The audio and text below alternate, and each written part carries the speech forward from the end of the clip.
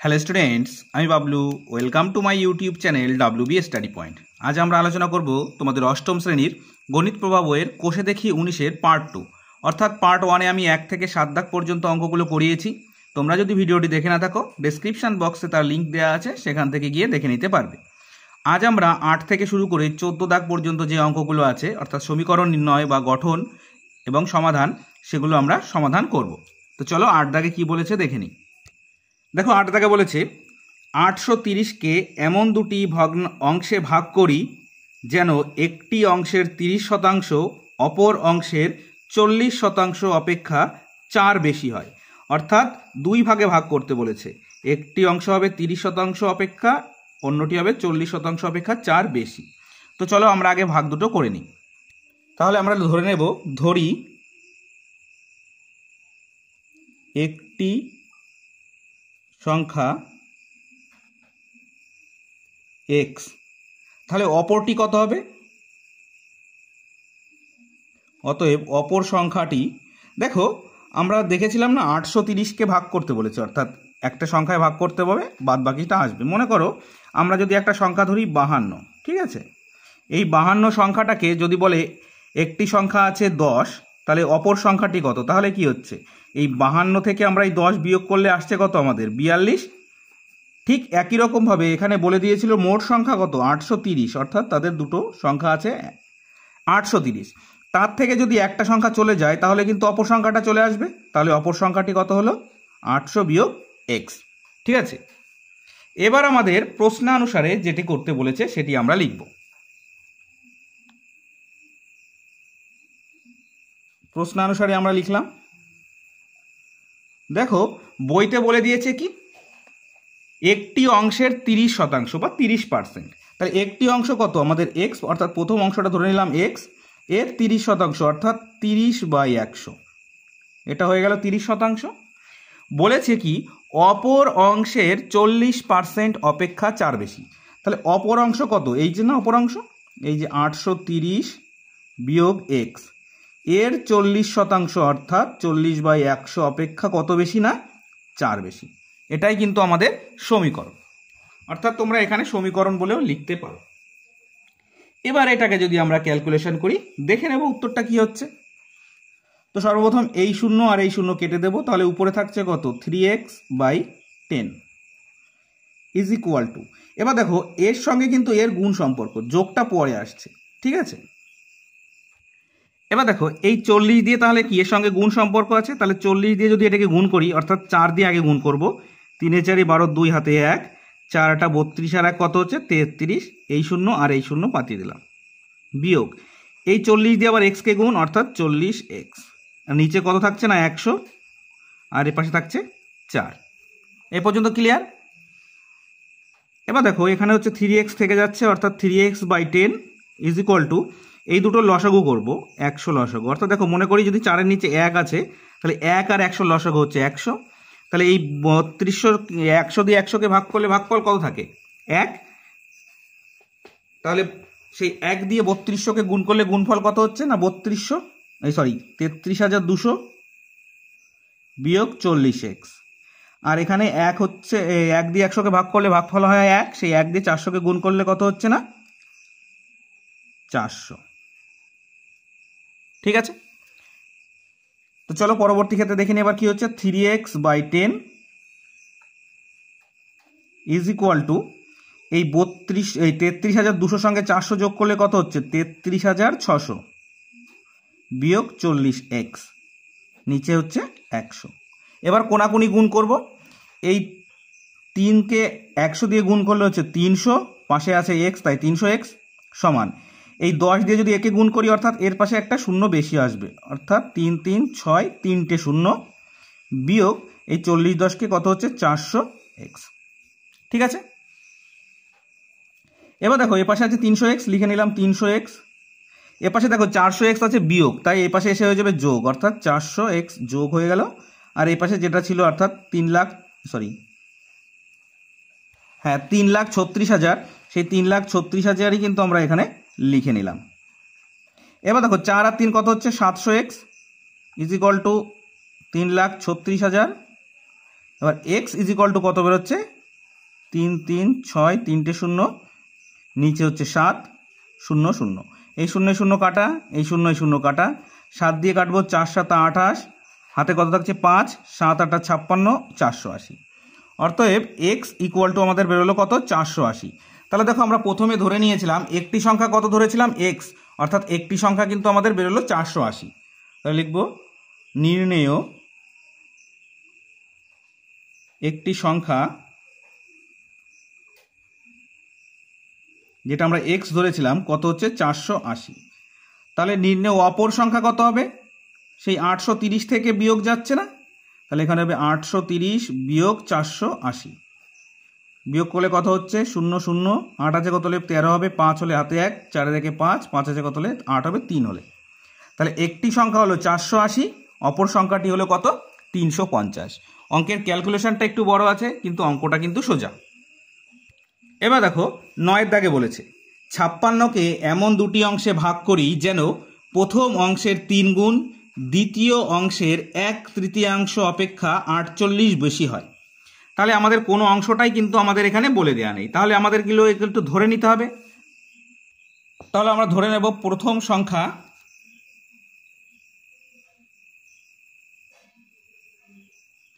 বা প্রথম অংশ তোমরা ধরতে পারো এক্স, এটা ধরি, ঠিক আছে, ধরি প্রথম অংশ এক্স বা প্রথম সংখ্যা এক্স, অর্থাৎ দ্বিতীয় সংখ্যা বা অপর সংখ্যা যাই বলি না কেন। দ্বিতীয় সংখ্যা কত হচ্ছে দেখো 56 থেকে এক্স চলে গেলেই তো বাদবাকি সংখ্যাটি বেরিয়ে যাচ্ছে, তাহলে 56 বিয়োগ এক্স, এটা প্রথম, এবার এটা দ্বিতীয়।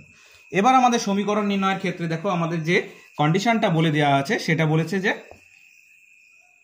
প্রথম অংশের 3 গুণ। তাহলে প্রথম অংশ আমরা এখানে লিখে নিই প্রশ্নানুসারে,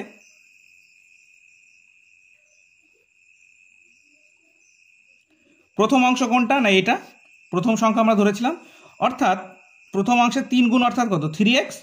এবার সমান দেব, কি বলেছে দ্বিতীয় অংশের 1/3 অপেক্ষা 48 বেশি, তাহলে দ্বিতীয় অংশের 1/3 কত, তাহলে 1 এর 3 গুণ দ্বিতীয় অংশ, অর্থাৎ দ্বিতীয় অংশ 56 বিয়োগ x, এর থেকে কত বেশি না 48 বেশি, তাহলে আমরা যোগ চিহ্ন দিয়ে 48 লিখে দেব।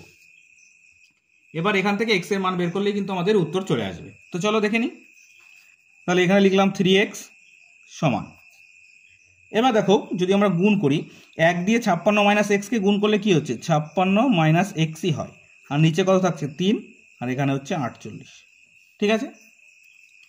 তো আমাদের এখানে 3x তো আগে থেকে লিখতেই হবে, আর এই দুটোর লসাগু হচ্ছে কত 3, তাহলে এখানে থাকছে 56 মাইনাস এক্স প্লাস 3 8 24 4 আছে 2, 3 4 12 2 কত 14, অর্থাৎ 144 হচ্ছে।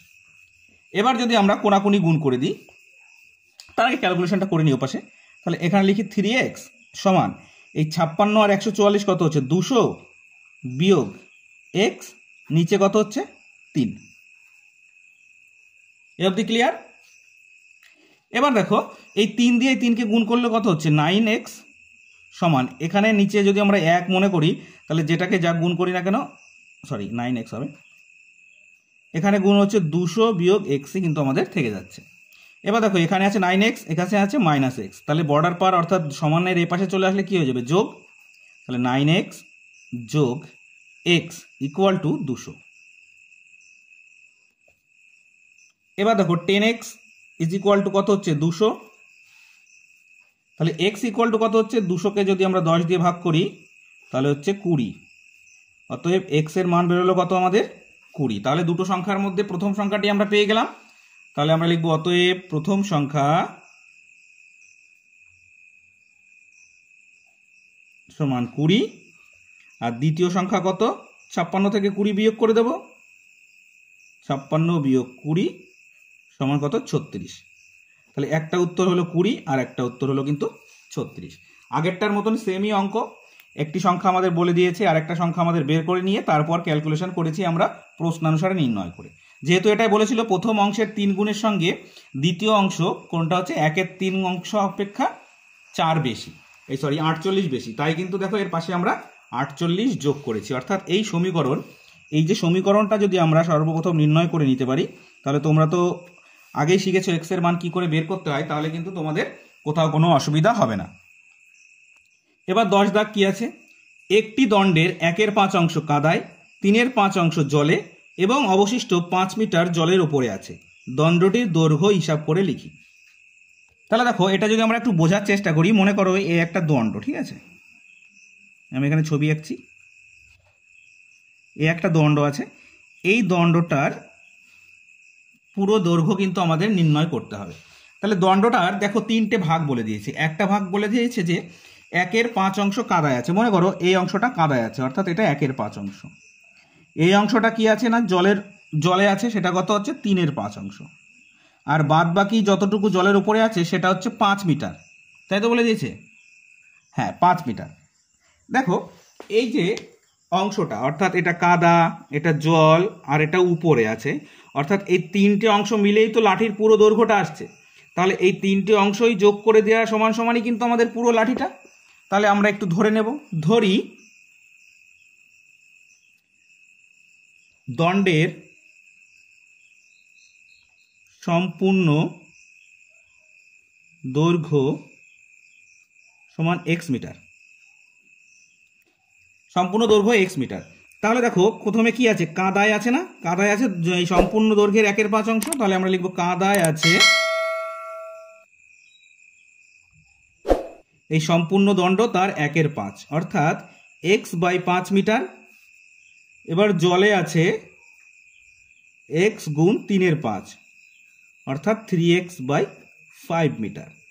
আর জলের উপরে কতটা আছে, জলের উপরে আছে টোটাল 5 মিটার। এবার এই 3টের যোগফলই কিন্তু আমাদের পূর্ণ দণ্ডটা দৈর্ঘ্য। তাহলে পূর্ণ দণ্ডটা আমরা কত ধরে নিয়েছি, x। তাহলে আমরা লিখব অতএব প্রশ্নানুসারে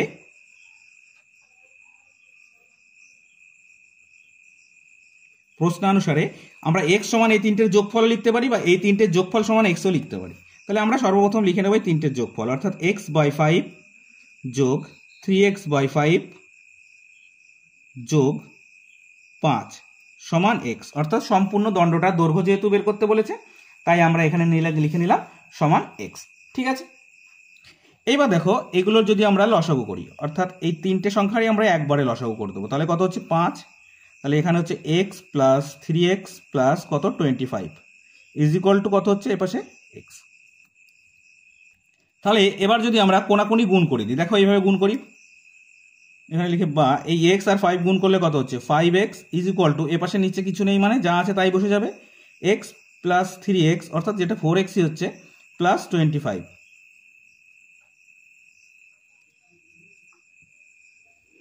এখানে সাইডে করি, নয়তো পরের পেজে যেতে হবে। এবার দেখো এখানে আছে 5x, তাহলে আমরা লিখে নেবো এখানে 5x, আর এই পাশে 3 আর 1 যোগ করলে কত হচ্ছে 4x, সেটা এই পাশে চলে আসলে হয়ে যাচ্ছে -4x ইজ ইকুয়াল টু কত হচ্ছে 25। তাহলে দেখো x ইজ ইকুয়াল টু আমাদের কত বেরোচ্ছে 25 মিটার। অর্থাৎ দণ্ডটির সম্পূর্ণ দৈর্ঘ্য কত 25 মিটার। কত হচ্ছে না 25 মিটার। এটা কিন্তু খুব গুরুত্বপূর্ণ একটা অঙ্ক, তোমাদের কিন্তু পরীক্ষায় আসতেই পারে। এবার দেখো পিতা পুত্রের বয়স 11 দাগ। আমার বাবার বর্তমান বয়স আমার বর্তমান বয়সের 7 গুণ। সর্বপ্রথম আমাদের বুঝে নিতে হবে এখানে কার বয়সটা ধরতে হবে, বাবার না আমার। দেখো বলেছে আমার বাবার বর্তমান বয়স আমার বয়সের 7 গুণ, অর্থাৎ আমার যা বয়স তার 7 গুণ হচ্ছে বাবার। তাহলে আমার বয়সটা ধরে নেব। 10 বছর পরে বাবার বয়স আমার বয়সের 3 গুণ হবে। আমার ও বাবার বর্তমান বয়স লিখি। তাহলে লিখব ধরি আমার বর্তমান বয়স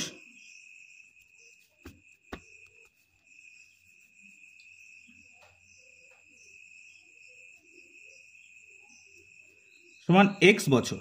তাহলে আমার বয়স কত বছর হলো না, x বছর। তাহলে বাবার বর্তমান বয়স কত হবে, আমার তো 7 গুণ বেশি, তাহলে বাবার বর্তমান বয়স কত হবে 7x বছর। ঠিক আছে, তাহলে আমার বর্তমান বয়স বেরোলে x বছর, বাবার বর্তমান বয়স 7x বছর। এবার 10 বছর পর বলেছে, 10 বছর পর আমার বয়স হবে, মনে করো তোমার এখন বয়স কত বছর 14 বছর, তাহলে 10 বছর পর তোমার বয়স কত হবে 14 সঙ্গে 10 যোগ 24 বছর। এবার মনে করো তোমার বাবার বর্তমান বয়স এখন কত বছর না 50 বছর, তাহলে 10 বছর পর কত হবে? বাবারও তো বয়স 10 বছর বাড়বে, তাহলে বাবার বয়স কত হয়ে যাবে? 10 যোগ হবে। তাহলে 10 বছর পর আমার বয়স কত হবে? আমার বয়স কত বছর? x বছর। তাহলে x এর সঙ্গে 10 যোগ, তাহলে 10 বছর পর বাবার বয়স হবে, বাবার বর্তমান বয়স মানে এখনকার বয়স 7x বছর, তাহলে তার সঙ্গে হয়ে যাবে 10 যোগ। এগুলো কিন্তু আমাদের বের করে নিতে হবে, ঠিক আছে। এবার আমরা লিখব অতএব প্রশ্নানুসারে। প্রশ্নানুসারে যেটা আমাদের বলে দেওয়া আছে বা সমীকরণটি আমরাও লিখতে পারি। প্রশ্নানুসারে দেখো বলেছে বইতে, একটু খেয়াল করো, বলেছে 10 বছর পর বাবার বয়স আমার বয়সের 3 গুণ হবে। তাহলে 10 বছর পর আমার বয়স কত হচ্ছে? x যোগ 10, বাবার বয়স কত হচ্ছে? 7x যোগ 10। তাহলে আমাদের এটাই সর্বপ্রথম লিখতে হবে। বাবার বয়স হবে বলেছে 10 বছর পর, তাহলে 7x যোগ 10, এটা হচ্ছে বাবার বয়স 10 বছর পর, আর আমার বয়সের 3 গুণ হবে, অর্থাৎ 3 গুণ আমার বয়স কত? x যোগ 10। হয়ে গেছে কিন্তু আমাদের সমীকরণ নির্ণয়। এবার আমরা করব কি করে? উত্তরটি লিখবো। এখানে হচ্ছে 7x plus 10 is equal to 3x plus 30। এই 3 দিয়ে x কে গুণ করলে হচ্ছে 3x, 3 দিয়ে 10 কে গুণ করলে হচ্ছে 30। এবার এই এক্সটা এপাশে নিয়ে আসবো, সংখ্যা ওপাশে চলে যাবে। তাহলে কত হচ্ছে? 7x মাইনাস, এখানে 3x প্লাসে ছিল তাই এই পাশে হচ্ছে মাইনাস হয়ে গেল। এখানে 30 আগে থেকেই লিখতে হবে, আর এখানে প্লাস 10 ছিল, ওপাশে গিয়ে কি হলো? মাইনাস। তাহলে এখানে কত হচ্ছে? 4x ইকুয়াল টু কত? 20। অতএব আমাদের x এর মান কত বেরোবে? অতএব x ইকুয়াল টু 20/4 সমান সমান 5 বছর। তাহলে x কার বছর ধরেছিলাম? আমার বর্তমান বয়স। তাহলে লিখবো অতএব আমার বর্তমান বয়স, যেটা x ধরেছিলাম, কত বছর? না 5 বছর। তাহলে বাবা কি আমার থেকে 7 গুণ বড় বয়সে? তাহলে লিখবো বাবার বর্তমান বয়স, যেটা আমরা 7x ধরেছিলাম। তাহলে দেখো x সমান যদি 5 হয়, তার সঙ্গে 7 গুণ করলে কত হচ্ছে? 35 বছর। তাহলে x এর মান তো 5, তাহলে 7 এর সঙ্গে x আছে, অর্থাৎ 7 গুণ 5 বা 5 গুণ 7। তাহলে আমার বর্তমান বয়স 5 বছর, বাবার বর্তমান বয়স কিন্তু 35 বছর। ঠিক আছে, এটাও কিন্তু খুব গুরুত্বপূর্ণ অঙ্ক, তোমরা একটু খাতায় ভালো করে ভেরি ভেরি ইম্পর্টেন্ট লিখে রাখো। তো চলো নেক্সট অঙ্ক, অর্থাৎ 12 দাগের অঙ্কটা দেখে নিই। দেখো 12 দাগে বলেছে, আমার মামা 1000 টাকার একটি চেক ব্যাংক থেকে ভাঙালেন। তিনি কয়েকটি 5 টাকার নোট ও কয়েকটি 10 টাকার নোট পেলেন। যদি মামা মোট 137টি নোট পেয়ে থাকেন, তাহলে কতগুলি 5 টাকার নোট পেলেন হিসাব করি। অর্থাৎ 5 টাকার নোট আমাদের বের করতে বলেছে। তাহলে লিখব ধরি 5 টাকার নোট পেলেন এক্সটি। মোট কটি নোট পেয়েছিলেন? 137টি। তার মধ্যে যদি এক্সটি 5 টাকার নোট হয়, বাদ বাকিগুলো 10 টাকার নোট, তাই তো বলেছিল 10 টাকার নোট, 5 টাকার নোট ও 10 টাকার নোট। তাহলে লিখবো অতএব 10 টাকার নোট পেলেন কটি? 137 বিয়োগ এক্স, এটা হচ্ছে টি। ঠিক আছে, 5 টাকার নোট এক্সটি আর 10 টাকার নোট পেয়েছিলেন 137 বিয়োগ এক্সটি। এই সব মিলিয়েই কিন্তু কত হয়েছিল না, কিন্তু আমাদের 1000 টাকা হয়েছিল। এবার দেখো আমাদের বুঝে নিতে হবে 5 টাকার নোটের মধ্যে কতগুলো 1 টাকা আছে না, একটা করে, অর্থাৎ বা এটা এককের ঘরে আছে 5, আর দশকের ঘরে 10 টাকা মানে কি, এর সঙ্গে আমাদের এককের 10 গুণ করতে হচ্ছে। তাই আমরা এবার লিখবো প্রশ্নানুসারে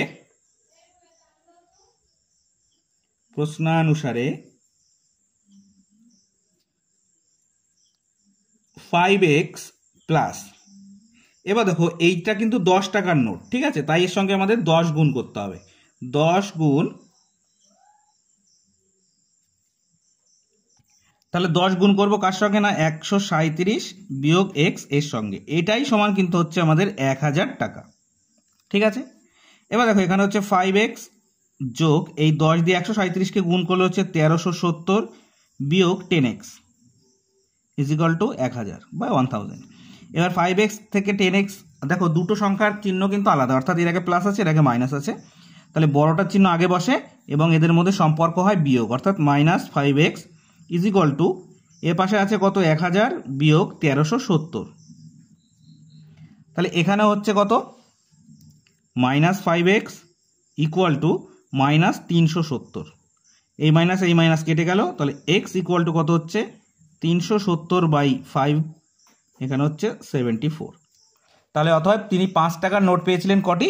74টি। অতএব তিনি, এখানে আমরা বানান করে লিখি, 5 টাকার নোট পেলেন 74টি। এবার পরীক্ষার সময় যদি বলে যায় যে 5 টাকার নোট ও 10 টাকার নোট কতটি পেলেন, তাহলে 5 টাকার নোট তো পেয়েছে 74টা, তাহলে 10 টাকার নোট কতগুলো পেয়েছে? তাহলে এই 137 থেকে যদি আমরা 74 বাদ দিয়ে দিই, তাহলে যে উত্তরটা আসবে সেটাই কিন্তু ছিল কত? 10 টাকার নোট। এবার 13 দাগে আছে দেখো, আমাদের গ্রামের সালেম চাচা সরকারি চাকুরি থেকে অবসর গ্রহণ করার পর তার সঞ্চয়ের 1/2 অংশ দিয়ে একটি বাড়ি কেনেন। হঠাৎ বিপদে পড়ে তিনি বাড়িটি বিক্রি করে কেনা দামের 5% বেশি পান। যদি তিনি বাড়িটি 3450 টাকা বেশি দামে বিক্রি করতেন, তাহলে কেনা দামের উপর 8% বেশি পেতেন। সালেম চাচা কত টাকায় বাড়িটি কিনেছিলেন এবং তার সঞ্চয় কত ছিল? তাহলে চলো আমরা আগে একটু দেখে নিই। তাহলে এখানে লিখে নেব, প্রথমে আমাদের যেহেতু বলেছে সঞ্চয়, ধরি সঞ্চয় x, অর্থাৎ জমা করেন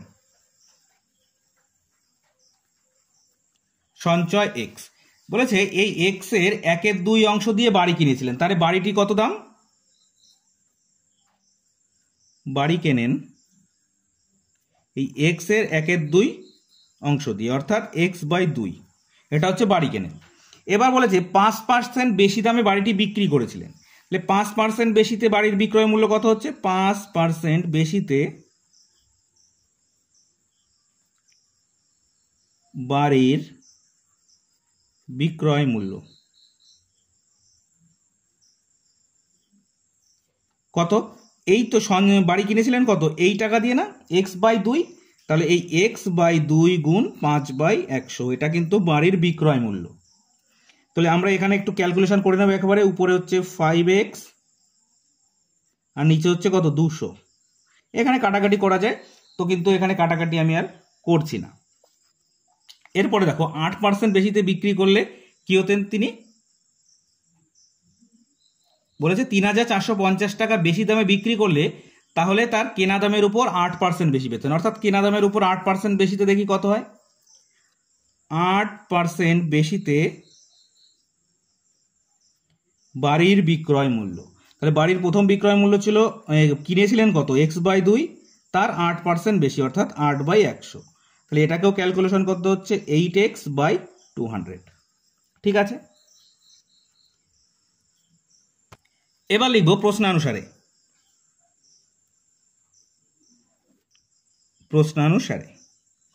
প্রশ্নানুসারে বলেছে তিনি যদি 3450 টাকায় বেশি দামে বাড়িটি বিক্রি করতেন, তাহলে কেনা দামের উপর 8% বেশি পেতেন।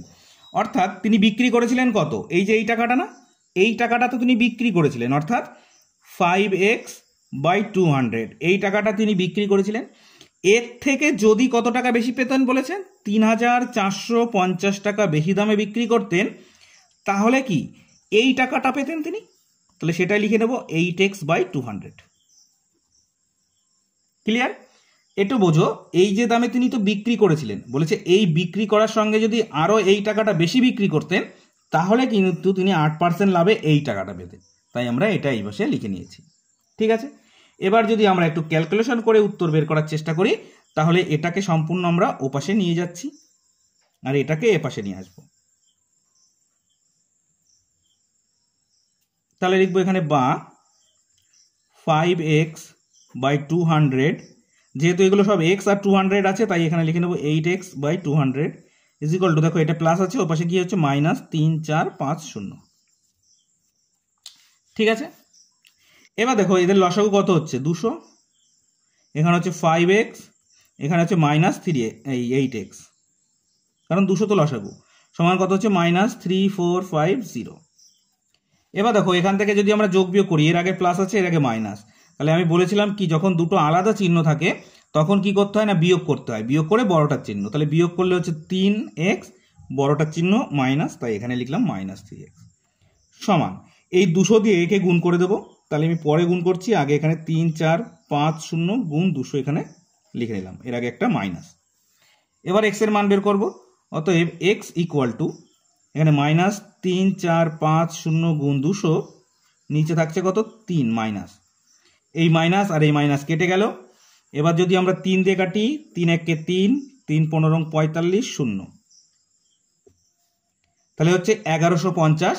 1150কে বা 115কে যদি 2 দিয়ে গুণ করি, 5 2 10 0 হাতে 1, 2 1 কে 2 এর 1 3, 2 1 কে 2, 230, তার নিচে বা পাশে দুটো শূন্য, কত 23,000 টাকা। অর্থাৎ x এর মান কত বেরোলো 23,000 টাকা। অর্থাৎ তিনি সঞ্চয় করেছিলেন কত 23,000 টাকা। অতএব তিনি সঞ্চয় করেন 23,000 টাকা। ঠিক আছে, আরো একটা উত্তর বের করতে বলেছিল, কত টাকায় বাড়িটি কিনেছিলেন। বাড়িটি কিনেছিলেন কত x/1/2 অংশ দিয়ে, অর্থাৎ অতএব তিনি বাড়ি কেনেন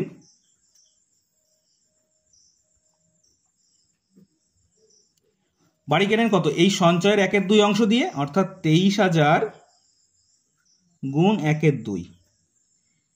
এটাকে যদি আমরা ভাগ করি কত হচ্ছে 11,500 টাকা। এই 2 দিয়ে কাটি, 11 2 22, 5 2 10, এই দুটো শূন্য, তাহলে কত হচ্ছে তিনি বাড়ি কিনেছিলেন কত 11,500 টাকা দিয়ে।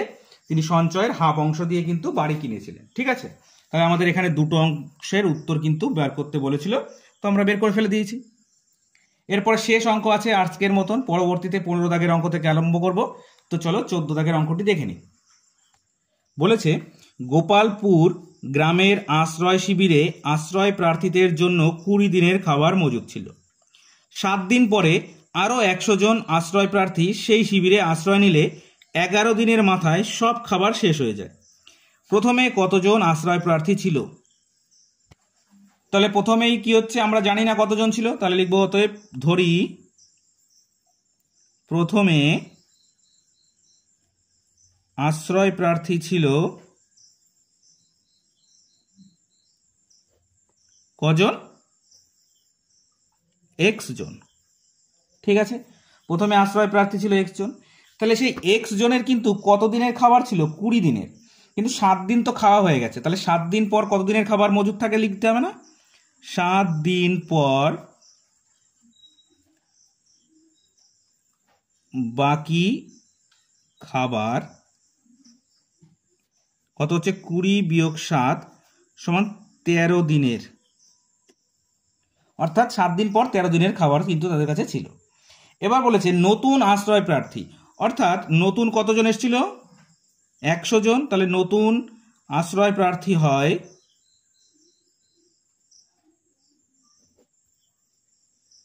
প্রথমে কতজন ছিল x জন, পরে এসেছে আরো 100 জন, অর্থাৎ এই x প্লাস 100 জন কিন্তু নতুন, অর্থাৎ আবার যে আশ্রয় প্রার্থীর সংখ্যাটি হলো সেটা। এবার বলে দিয়েছে কি আমাদের ওই খাদ্যে বা প্রথমে কতজন আশ্রয় প্রার্থী ছিল সেটা আমাদের বের করতে হবে। তাহলে আমরা এটা এইভাবে লিখব, অতএব প্রশ্নানুসারে